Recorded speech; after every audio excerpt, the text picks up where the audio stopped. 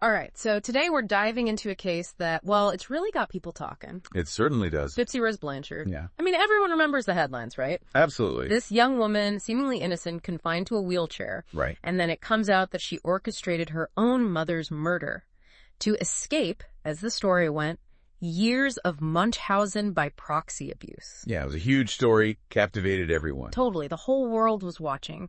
And initially, a lot of people, they saw Gypsy as a survivor. Right, completely. You know, someone who took drastic measures because she felt like she had to break free.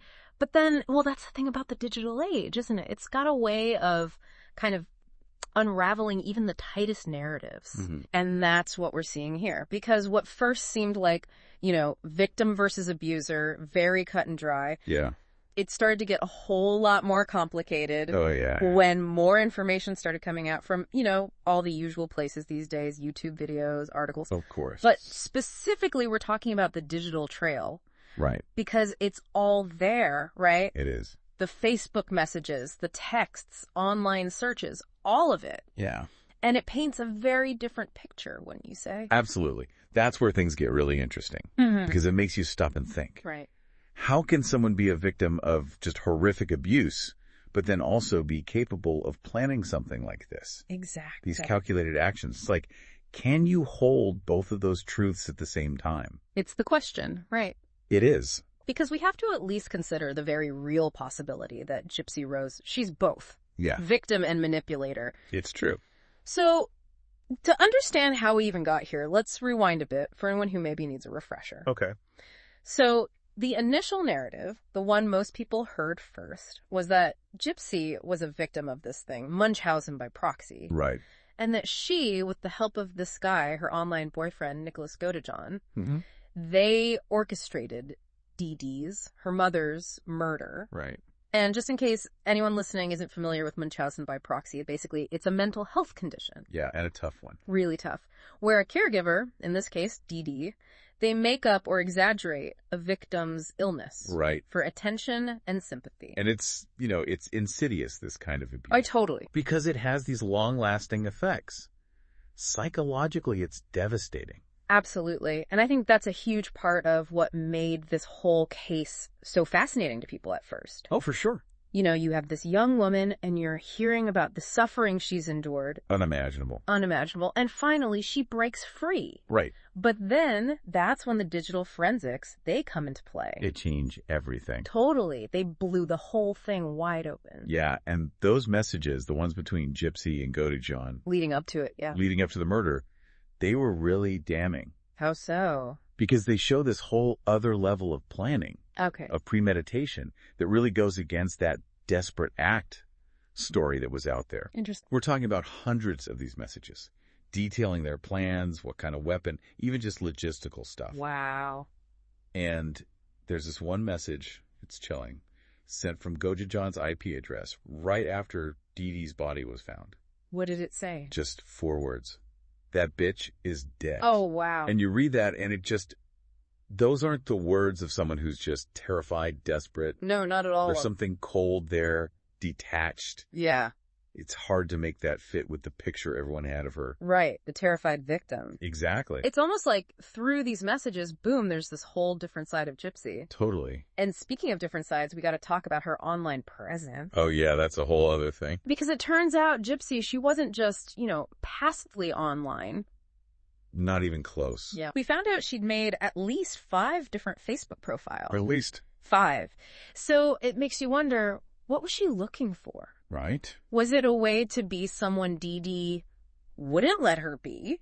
Possibly. Or was it something more calculated? Yeah, that's the big question. It is. It really is. It's wild, right? It is. Like, she learned how to play the game from Dee Dee herself. Oh, absolutely. You can't discount that, the impact of growing up in that environment. No way. With that level of manipulation, it had to have shaped her, right? Totally.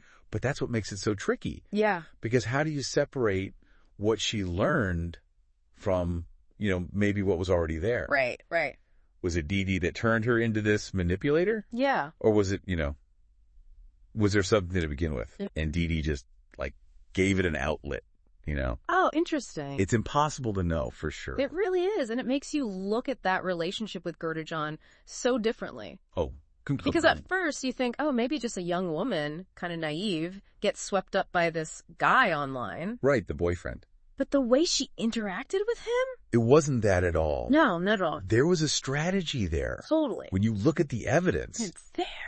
She knew how to play him, you know? That's true. Knew his weaknesses. And you got to remember, Godejohn, he was on the autism spectrum. Right. Had a low IQ. Right. She knew that. Yeah. And she used it. Wow. What did she do? Sending him these videos, like how-to videos almost. No way. Even coaching him, like literally telling him how to do it. Oh my God. The murder. It's chilling. Yeah.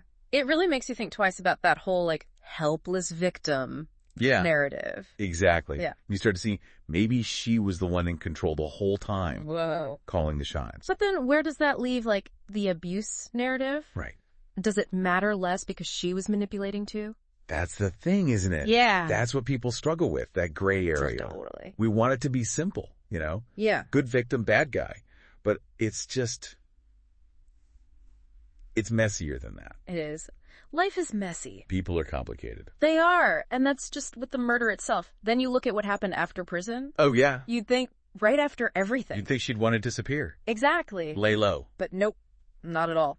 It's like the opposite happened. She went full throttle on it. She did. Social media, interviews, documentaries. But it feels different. Everywhere. Like almost overnight, prisoner to celebrity. And people loved it. They ate it up.